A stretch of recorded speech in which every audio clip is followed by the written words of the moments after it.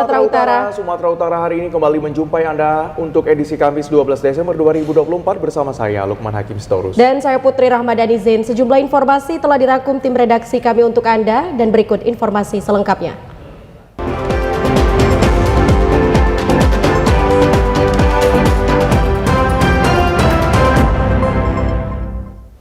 Pejabat Gubernur Sumatera Utara Agus Patoni bersama Wamendagri Bima Arya Sugiarto meluncurkan gerakan serentak makan sehat bergizi dan deklarasi sekolah ramah anak se-Sumatera Utara. Kegiatan serentak makan sehat bergizi dan deklarasi sekolah ramah anak se-Sumatera Utara di halaman SMA Dharma Pancasila Medan kemarin.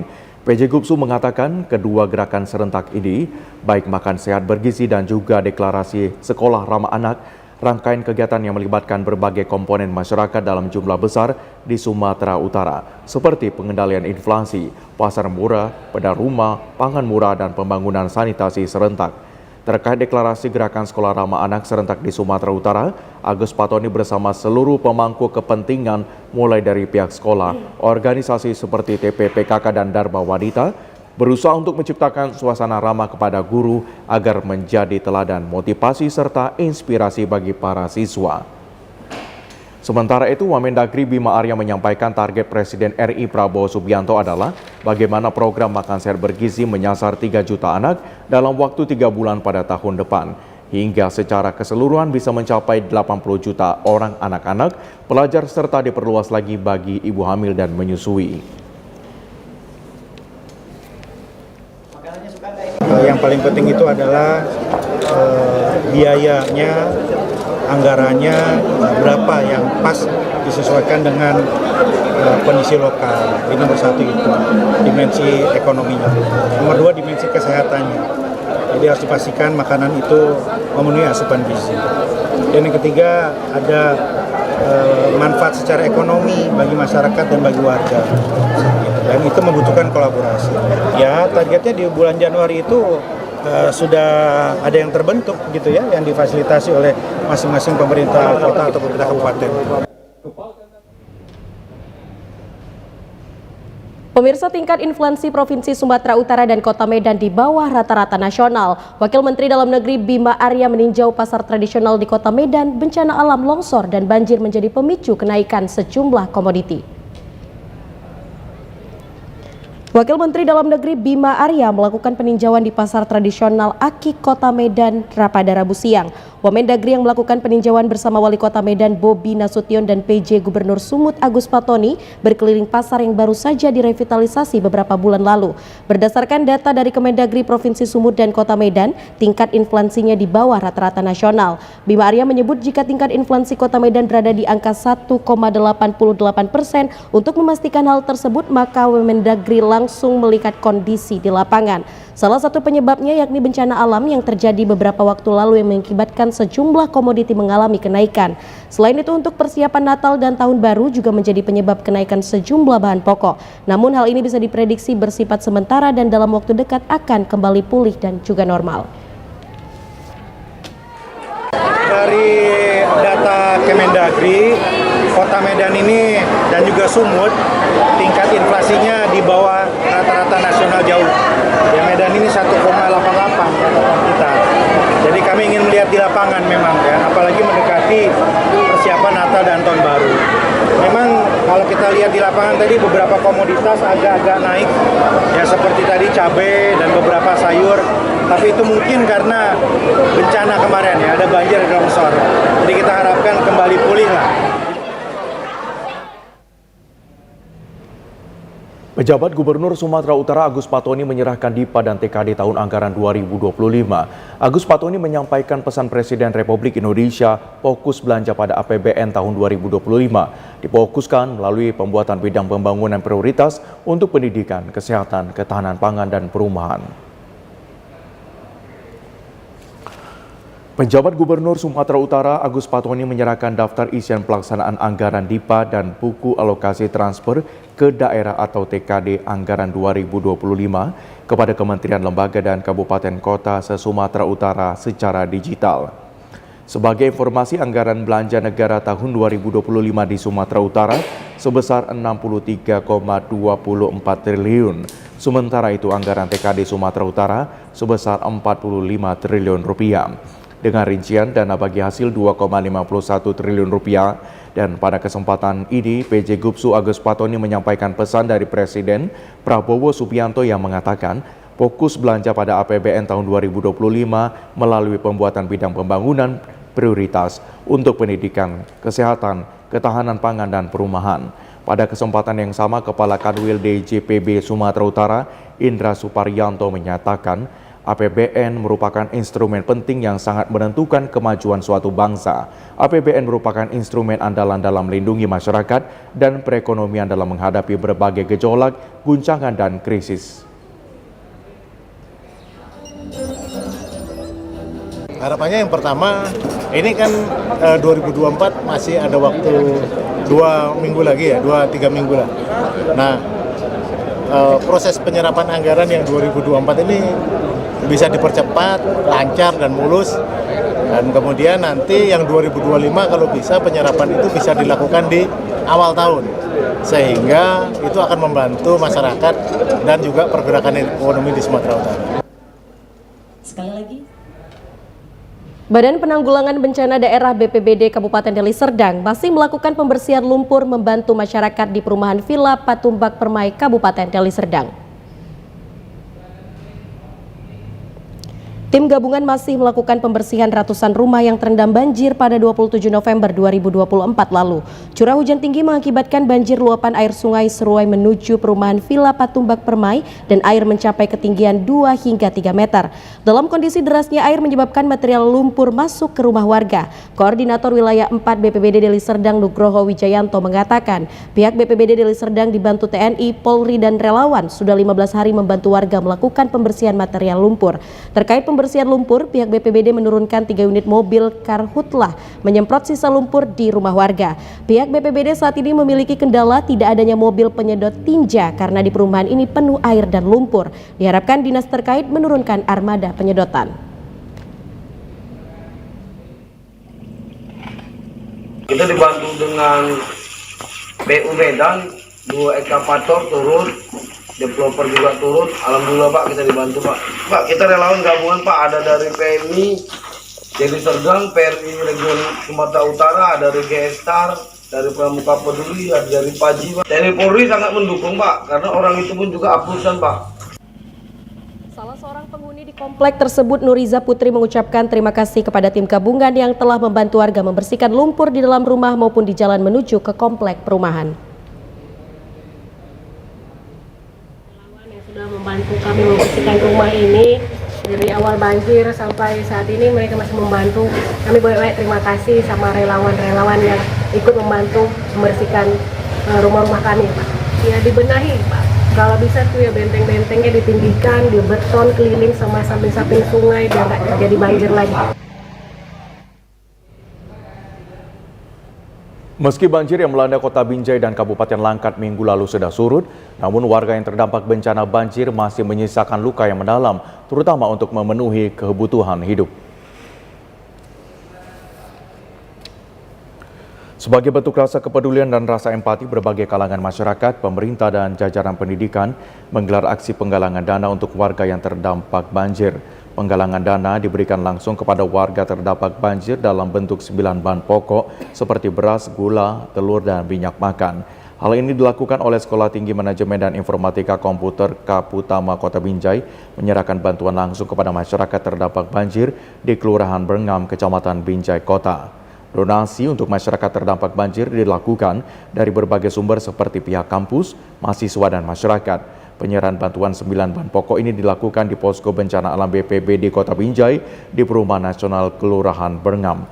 Ketua STMIK Kaputama Relita Buaton mengatakan, dengan diberikannya sedikit donasi ini diharapkan dapat mengurangi beban masyarakat yang terdampak banjir dan mengambil hikmah dari bencana banjir tersebut.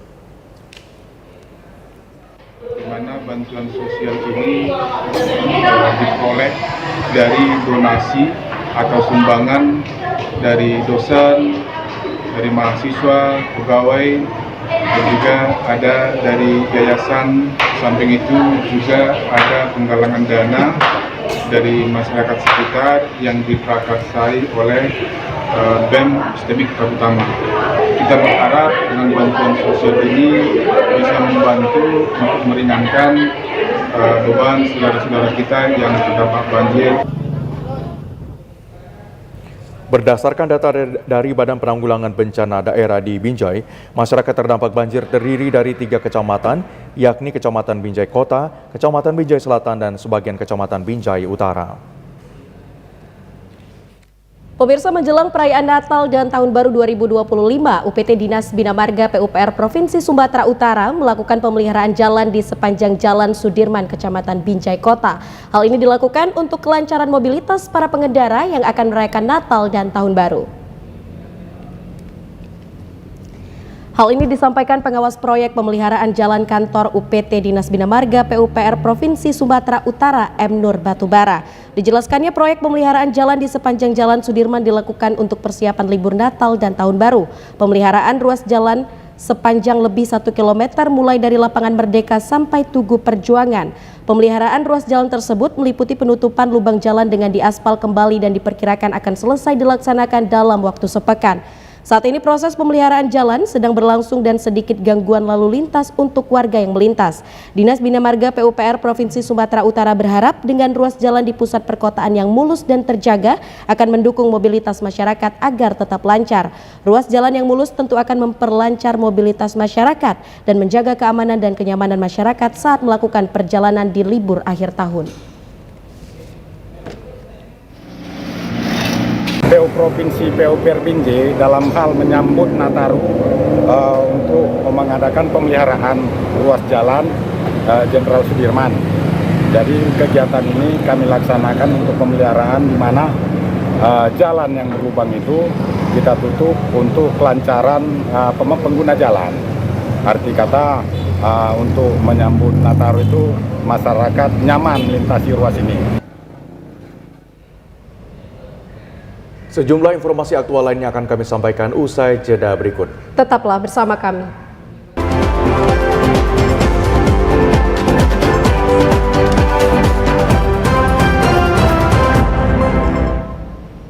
Terima kasih Anda masih bersama kami di Sumatera Utara hari ini. Pemirsa, Satuan Reserse Kriminal Polres Pelabuhan Belawan berhasil mengamankan seorang remaja pelaku pemanah dalam aksi tawuran di kawasan Bagandeli, Medan, Belawan, Kota Medan pada November lalu.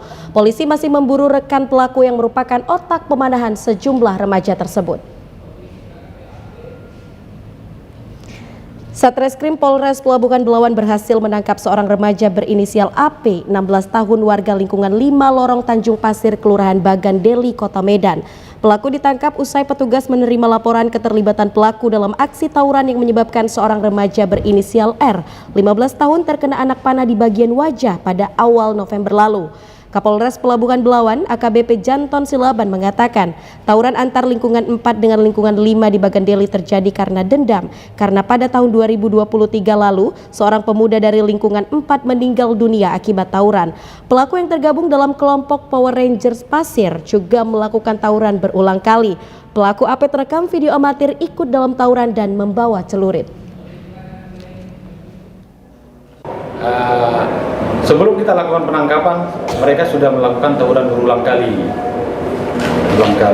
Beberapa kali terjadi tawuran.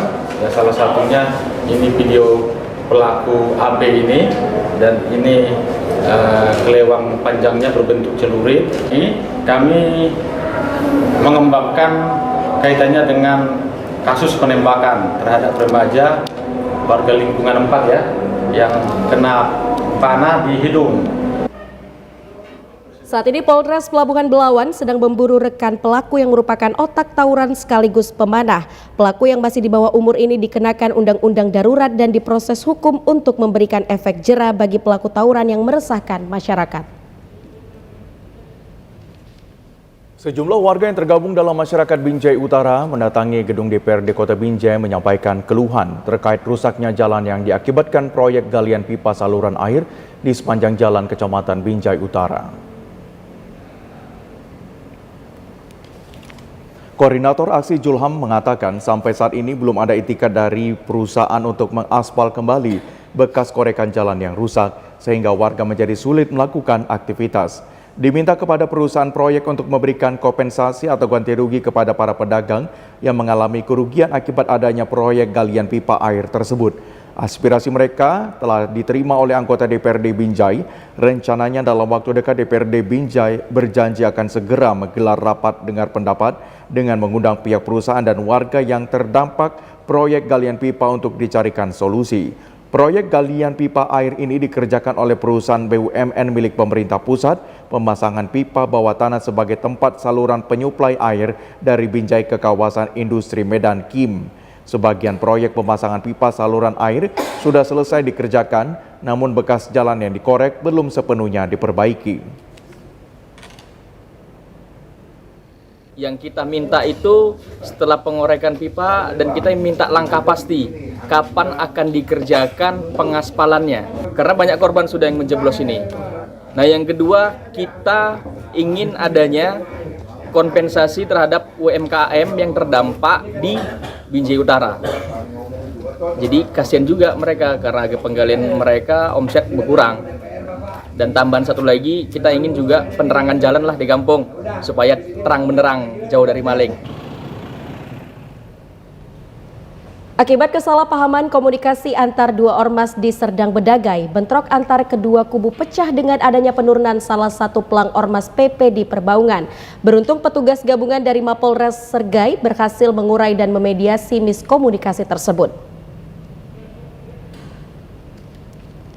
Video amatir warga bentrok antar kedua kubu ormas, GRIP dan PP di Perbaungan dipicu kesalahpahaman komunikasi antar kedua kubu, di mana upaya mediasi sudah dilakukan pihak Polsek Perbaungan tepatnya di Jembatan Seular. Namun upaya tersebut tidak dapat menghentikan rasa kecewa antar kedua kubu. Tepatnya pada malam hari, kubu ormas GRIP langsung melakukan sweeping sejumlah pelang PP yang ada di Perbaungan.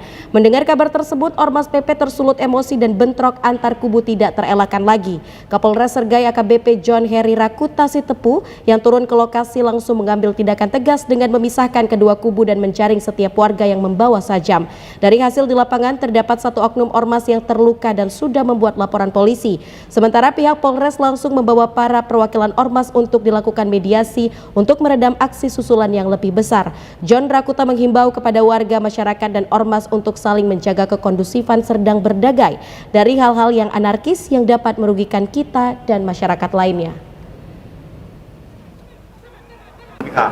Namun setelah bubar dari Polsek, kedua pihak ini terlibat keributan kembali di pasar Perbaungan yang dimana diakibatkan oleh adanya pengerusakan pelang ataupun papan nama salah satu ormas, dan berujung pada keributan ya dari kedua belah pihak yang menggunakan senjata tajam.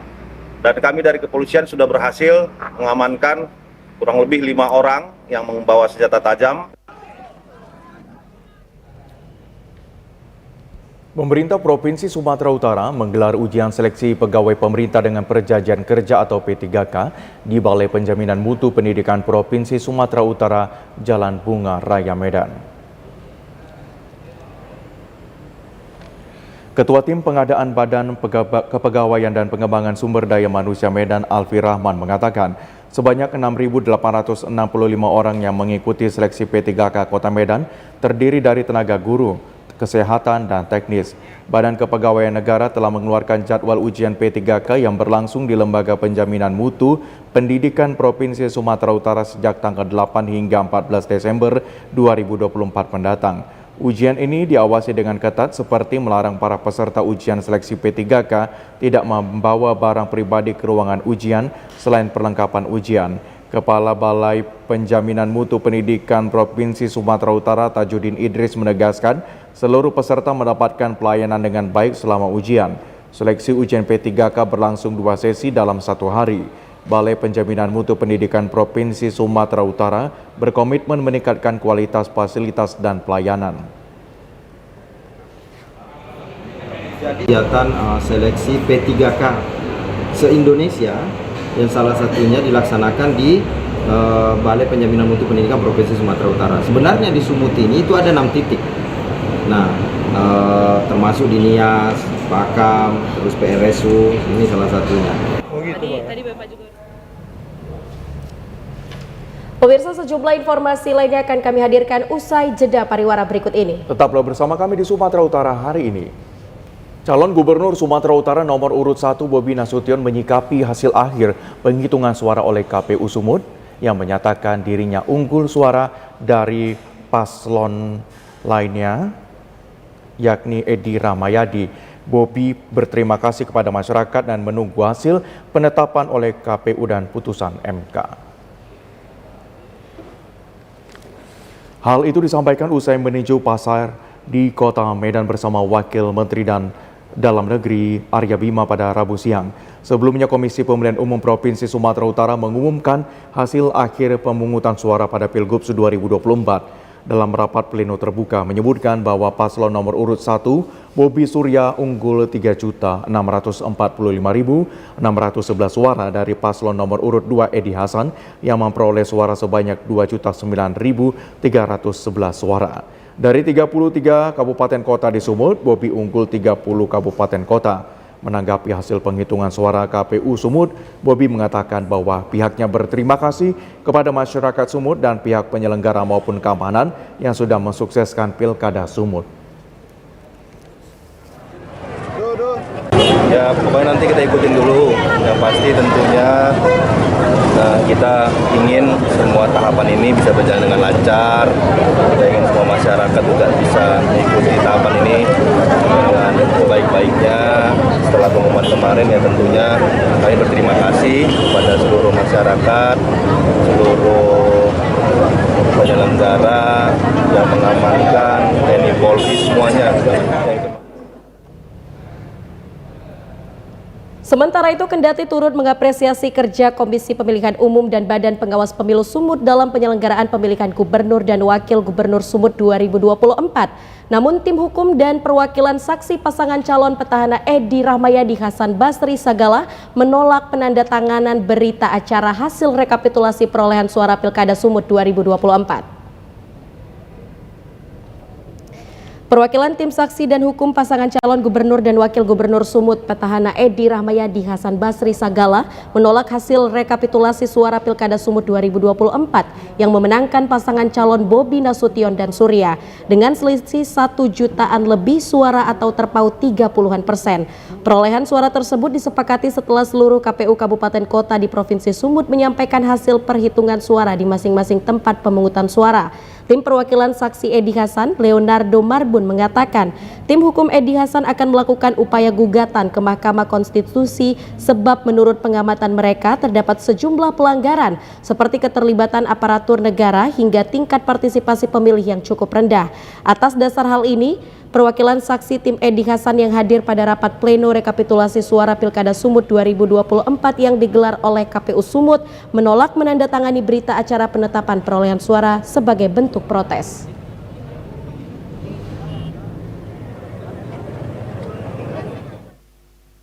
Utara tahun 2024 berdasarkan hasil yang sudah dilaksanakan pada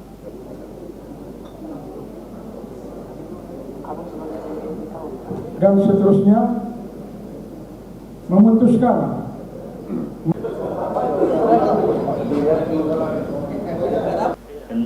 yang mereka sampaikan itu tadi dalam pelaksanaan tahapan itu bahwa jajaran KPU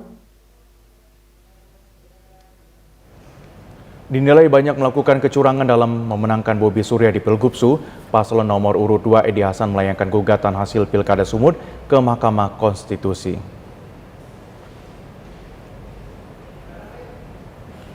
Ketua Tim Hukum Edi Rahmayadi secara resmi mendatangi gedung Mahkamah Konstitusi untuk berkonsultasi mengenai kelengkapan berkas dan alat bukti dalam gugatan hasil Pilkada Sumatera Utara yang telah didaftarkan pada Selasa malam kemarin.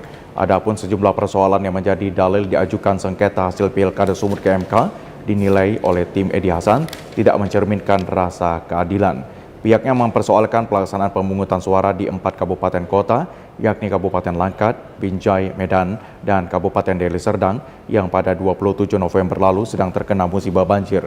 Selain itu, tim Edi Hasan juga mempersoalkan adanya dugaan upaya dari berbagai pihak pemenangan Bobi Surya. Menanggapi gugatan Edi Hasan ke Mahkamah Konstitusi, Cagup nomor urut 1 Bobi Nasution menyebutkan hal tersebut merupakan mekanisme dari pemilu. Pihaknya mengaku siap menghadapi gugatan dari lawannya tersebut. Meski selisih suara Bobi Edi tertaut 1.600.000 lebih suara dan gugatan dinilai sia-sia, Bobi mengatakan itu merupakan hak seluruh paslon untuk menggugat hasil pilkada. Sampai saat ini kita belum tahu apa pokok permasalahan yang disampaikan dalam permohonan tersebut, dan kita masih menunggu. Artinya ketika sudah sampai, tentu kita akan disampaikan terkait soal pokok-pokok permohonan yang disampaikan oleh paslon tersebut, sehingga kita sudah siap untuk dalam rangka mengantisipasi dengan menyiapkan bukti-bukti ya terkait dengan pokok permasalahan yang disampaikan. Kan permohonan itu jelas ya sudah ada dan bahkan online sifatnya, jadi disampaikan melalui KPU juga kepada secara berjenjang kepada provinsi maupun kabupaten.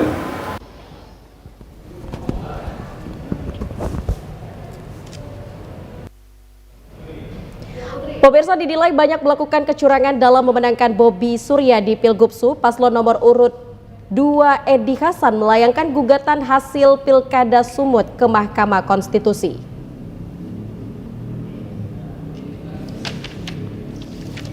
Ketua Tim Hukum Edi Rahmayadi secara resmi mendatangi gedung Mahkamah Konstitusi untuk berkonsultasi mengenai kelengkapan berkas dan alat bukti dalam gugatan hasil Pilkada Sumatera Utara yang telah didaftarkan pada Selasa malam kemarin. Adapun sejumlah persoalan yang menjadi dalil diajukannya sengketa hasil Pilkada Sumut ke MK yang dinilai oleh tim Edi Hasan tidak mencerminkan rasa keadilan.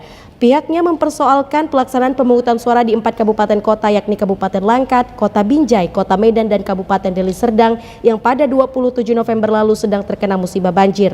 Selain itu, tim Edi Hasan juga mempersoalkan adanya dugaan upaya dari berbagai pihak dalam memenangkan Bobi Surya. Menanggapi gugatan Edi Hasan ke Mahkamah Konstitusi, Cagup Sumut nomor urut 1 Bobi Nasution menyebut hal tersebut merupakan mekanisme dari pemilu. Pihaknya mengaku siap menghadapi gugatan dari lawannya tersebut. Meski selisih suara Bobi dan Edi tertaut 1.600.000 lebih suara dan gugatan dinilai sia-sia, Bobi mengatakan itu merupakan hak seluruh paslon untuk menggugat hasil pilkada. Ya, mekanismenya kan seperti itu. Setelah pengumuman kan 3 hari semua paslon diperbolehkan untuk melakukan gugatan. Ya, kita ikutin dan sudah dengan Pak Edi Pak Hasan sudah mendaftarkan ya, kita ikutin. Dan seterusnya memutuskan Pasangan calon nomor urut 1 Poltak Anugrah mengajukan surat gugatan hasil Pilkada Toba tahun 2024 ke Mahkamah Konstitusi. Hal tersebut dibenarkan oleh Ketua Komisi Pemilihan Umum Kabupaten Toba Sugar Sibarani saat dikonfirmasi di Sekretariat KPU Toba hari ini. Sugar mengungkapkan surat permohonan gugatan ke MK diajukan paslon nomor urut 1 melalui pengajuan permohonan elektronik EBP3. Namun sampai saat ini KPU Toba diketahui masih sebatas registrasi dan pihak MK. Sugar mengatakan permohonan yang diajukan hari ini belum dapat dipastikan karena masih tahap registrasi dari MK. Untuk pengajuan perselisihan masih diproses. Sugar berharap agar masyarakat Toba dapat menunggu tahapan dari MK untuk perkembangan permohonan gugatan sesuai tahapan yang dilaksanakan oleh MK.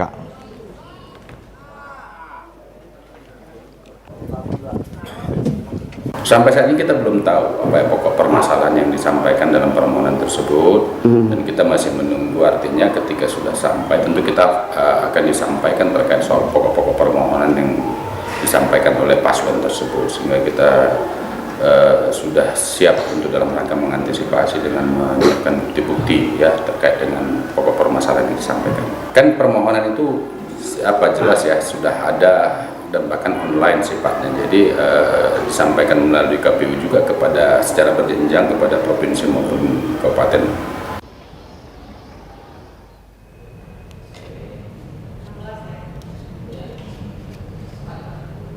Partisipasi pemilih pada pemilihan kepala daerah serentak tahun 2024 di Kabupaten Batubara turun hingga 15% dibandingkan partisipasi pemilih pada pemilu 2024 lalu. Berdasarkan data Komisi Pemilihan Umum Kabupaten Batubara, angka partisipasi pemilih untuk pemilihan gubernur dan wakil gubernur Sumatera Utara di wilayah Batubara sebesar 62,8%. Sedangkan partisipasi pemilih untuk pemilihan bupati dan wakil bupati Batubara hanya 62,5%. Partisipasi pemilih pada pilkada serentak tersebut jauh menurun jika dibandingkan dengan partisipasi pemilih pada pemilihan presiden dan wakil presiden serta pemilihan legislatif tahun 2024 yang mencapai 77,7%.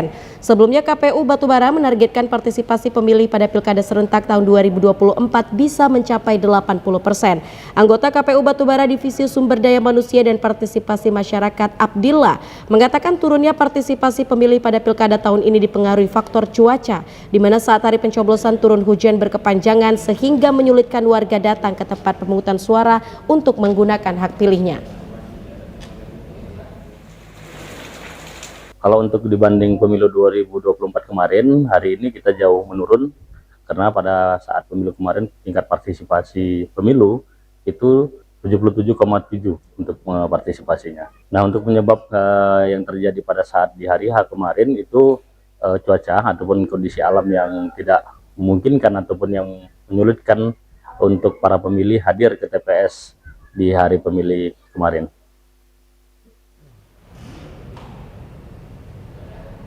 Di Kabupaten Batubara sendiri ada sebanyak 323.032 warga yang masuk dalam daftar pemilih tetap Pilkada Serentak tahun 2024 yang tersebar di 794 tempat pemungutan suara. KPUD Serdang Bedagai membantah rendahnya tingkat partisipasi masyarakat pada Pilkada 27 November kemarin karena kurang maksimalnya sosialisasi ke masyarakat. Hal tersebut lebih didominasi masalah cuaca dan faktor calon tunggal.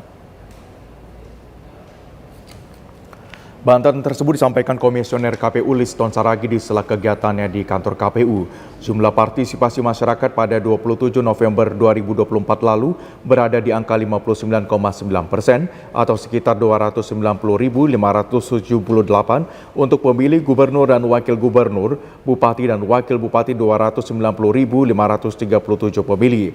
Angka tersebut dipresentasikan daftar pemilih tetap Serdang Bedagai 483.631 pemilih. Dengan angka partisipatif yang cukup rendah pada pilkada lalu, ada beberapa faktor penyebab yaitu faktor cuaca, faktor calon tunggal atau kotak kosong mempengaruhi tingkat partisipasi tersebut. Sementara untuk kegiatan sosialisasi sudah dilakukan secara maksimal. Setiap kegiatan sudah dianggarkan melalui NPHD Pemkab Surgai lebih dari 33 miliar rupiah.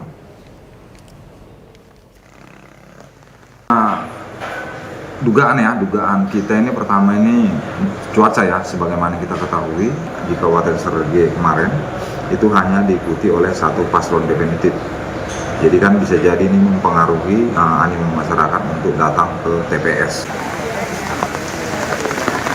Komisioner Bawaslu mengatakan faktor sosialisasi kepada masyarakat dan KPPS tentang penggunaan KTP biasa yang tidak diperbolehkan untuk memilih menjadi faktor tingkat partisipasi rendah.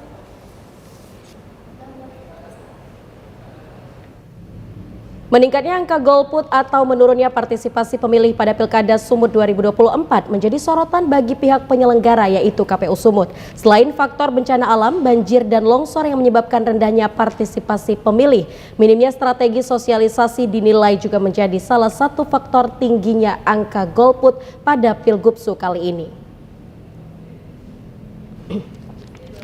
Partisipasi pemilih pada Pilkada Sumut 2024 kali ini menunjukkan angka yang cukup memprihatinkan.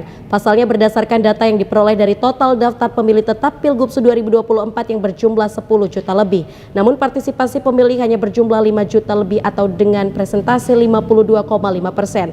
Hal ini menunjukkan hanya separuh dari masyarakat Sumut yang terdaftar di DPT yang menggunakan hak pilihnya pada Pilgubsu 2024. Dibanding dengan Pilgubsu 2018 dengan total DPT berjumlah 9 juta lebih orang dan tingkat partisipasi pemilih yang berjumlah 5 juta lebih atau dengan presentase 64,48% dapat terlihat bahwa angka partisipasi pemilih pada Pilgubsu kali ini menurun.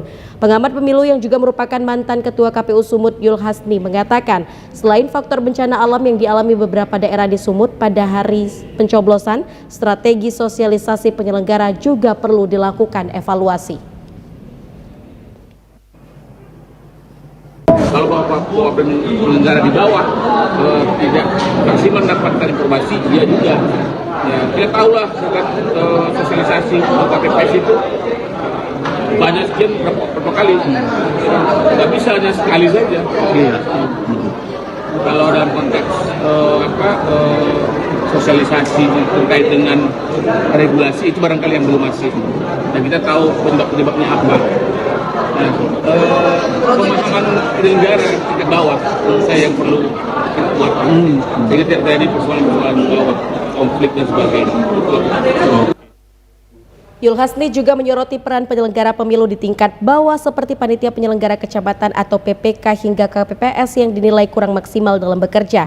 Harus menjadi bahan evaluasi bagi penyelenggara di tingkat kabupaten kota hingga provinsi agar rendahnya partisipasi pemilih tidak kembali terulang ke depannya.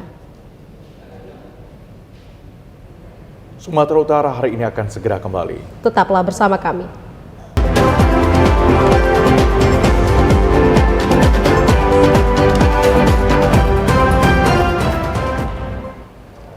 Ya saudara, penjabat Gubernur Sumatera Utara Agus Patodi secara resmi membuka pekan olahraga seni antar pondok pesantren daerah di Pondok Pesantren Raudatul Hasanah Jalan Setiabudi Medan kemarin. Pertandingan ini bagian dari persiapan kontingen yang akan menghadapi Pospenas tahun depan mewakili Sumatera Utara.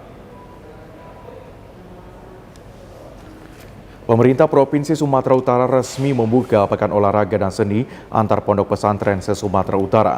Event ini merupakan agenda tahunan dilaksanakan pada 8 hingga 15 Desember 2024. Fatoni menuturkan pekan olahraga dan seni antar pondok pesantren merupakan persiapan kontingen yang akan menghadapi Pospenas tahun depan mewakili Sumatera Utara. Kegiatan ini diharapkan dapat terus dilaksanakan setiap periode sehingga meningkatkan aktivitas dan prestasi di pondok pesantren. PJ Gubsu Agus Patoni menambahkan olahraga dan seni sangat bermanfaat dalam rangka meningkatkan kemampuan, kesehatan, kebugaran, kecerdasan, dan keterampilan. Melalui kesempatan ini, Agus Patoni memberi motivasi seluruh peserta agar terus berupaya meraih prestasi dari segala bidang, dikarenakan kesuksesan hari ini merupakan hasil dari masa lalu, dan kesuksesan masa depan adalah karena upaya hari ini dan sebelumnya.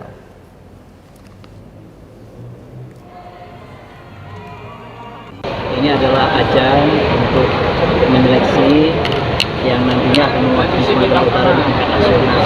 Jadi saya memberikan apresiasi kegiatan seperti ini perlu terus dilakukan untuk mencari bibit-bibit unggul dan juga sekaligus untuk memberikan jam terbang, memberikan pengalaman bagi para santri agar bisa tampil di event-event baik tingkat kabupaten, provinsi maupun nasional.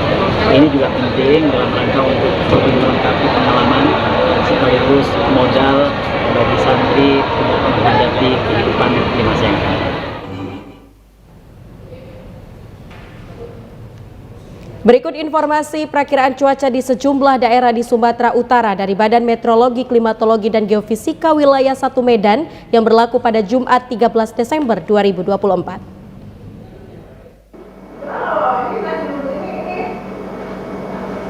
Halo Sobat BMKG, senang sekali saya Lestari Inene Purba, perakiraan BMKG Wilayah 1 Medan menyapa Sobat BMKG dimanapun berada untuk menyampaikan update informasi perakiraan cuaca dan titik panas untuk wilayah Sumatera Utara untuk hari Jumat 13 Desember 2024. Pagi hari cuaca diperkirakan berawan dan berpotensi hujan ringan di wilayah Mandeling Natal, Nias Barat, Nias Selatan, Nias Utara, Tapanuli Selatan, dan Tapanuli Tengah. Untuk siang hingga sore hari, cuaca diperkirakan hujan ringan hingga lebat di sebagian besar wilayah Sumatera Utara. Potensi hujan lebat terjadi di wilayah Labuhan Batu Selatan. Untuk malam hari, cuaca diperkirakan hujan ringan di sebagian besar wilayah Sumatera Utara. Pada dini hari, cuaca diperkirakan berawan dan berpotensi hujan ringan di wilayah Humbang Hasudutan, Gunung Sitoli, Sibolga, Langkat, Mandeling Natal, Nias Barat, Nias Selatan, Nias Utara, Fakfak Barat, Tapanuli Selatan, dan Tapanuli Tengah. Untuk suhu udara di Sumatera Utara diperkirakan 15 hingga 32 derajat Celcius dengan kelembapan udara berkisar antara 79 hingga 91%. Arah angin bertiup dari arah barat hingga tenggara dengan kecepatan angin 3 hingga 16 km per jam. Tidak adanya titik panas yang terpantau pada tanggal 11 Desember 2024. Dihimbau kepada masyarakat yang berada di wilayah lereng timur dan pesisir timur Sumatera Utara untuk waspada adanya potensi hujan sedang hingga lebat yang disertai angin kencang yang dapat berpotensi terjadinya banjir, longsor, serta bencana hidrometeorologis lainnya. Demikianlah perakiraan cuaca untuk hari Jumat 13 Desember 2024. Semoga bermanfaat dan sampai jumpa kembali. Kami mengajak Anda ke Labuhan Batu Selatan, di mana di kawasan ini merupakan salah satu destinasi wisata yang dapat dikunjungi masyarakat untuk mengisi liburan untuk bermandi air panas.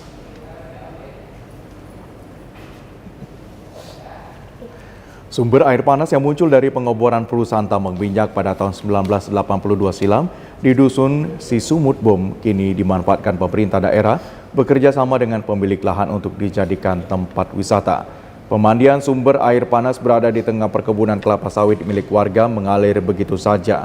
Sesekali dimanfaatkan masyarakat sekitar di musim saat kemarau untuk kebutuhan sehari-hari. Sumber air panas bekas pengoboran tambang dianggap tidak berbahaya dan tingkat kepanasan air tersebut dapat merebus telur ayam hingga matang. Tentunya dengan fenomena alam ini menyebabkan banyaknya warga penasaran dengan kemunculan air panas, sehingga pemerintah daerah dan pemilik lahan akan menjadikan tempat tersebut menjadi salah satu wisata di Labuan Batu Selatan.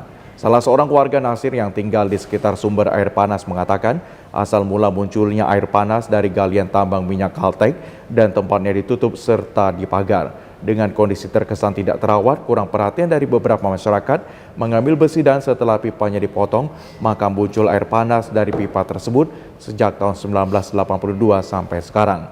Dengan potensi kandungan pipa berisi air panas ini akan dijadikan tempat rekreasi, sering dikunjungi warga dari masyarakat Labusel bahkan dari luar. Semulanya memang galian kalsek. Ya, terus? Nah, udah gitu karena ditutup ini dulu sama kalsek, ya, pagar, dan gitu adalah masyarakat yang mengambil besinya, kan dipotong pipanya itu keluarlah air panas dari tahun 82 sampai sekarang. Kalau selesainya kita, nah ini bangunan jangka panjang, kita kan masih, karena masih kayak gini lokasinya kan, nah, tapi kalau selesai, mudah-mudahan bulan 12 nanti kita buka. Informasi tadi mengakhiri jumpa kita di Sumatera Utara hari ini. Mewakili kerabat kerja yang bertugas, saya Lukman Hakim Sitorus. Dan saya Putri Ramadhani Zain pamit undur diri. TVRI, Media Pemersatu Bangsa. Sampai jumpa.